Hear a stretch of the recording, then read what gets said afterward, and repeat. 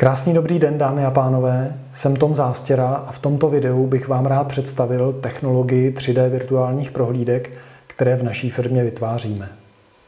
Na úvod si pojďme povědět, co to vlastně je virtuální prohlídka. Virtuální prohlídka je špičkový způsob prezentace vašich interiérů, exteriérů, produktů i služeb, který 100% zaujme a ohromí vaše návštěvníky.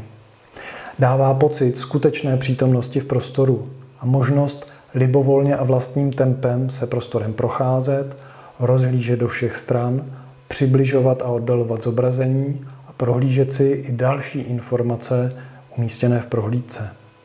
Virtuální prohlídka se skvěle hodí na propagaci nemovitostí, obchodů, showroomů, restaurací, penzionů a pro řadu dalších oborů.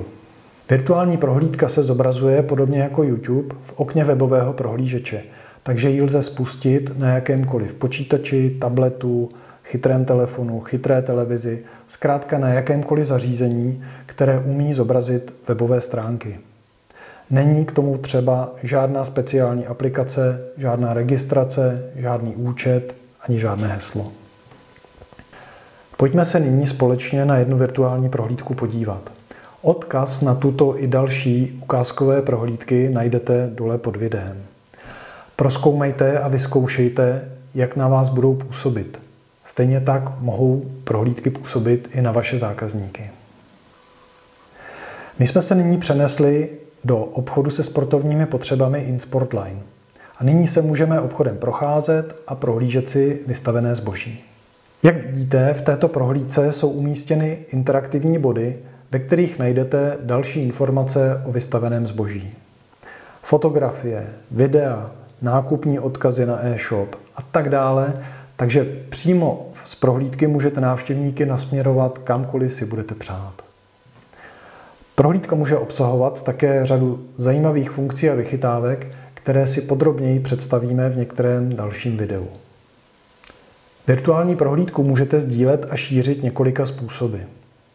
Můžete ji umístit například na jakýkoliv web, na sociální sítě, v podobě webového odkazu ji můžete posílat e-mailem, WhatsAppem, Messengerem a tak dále.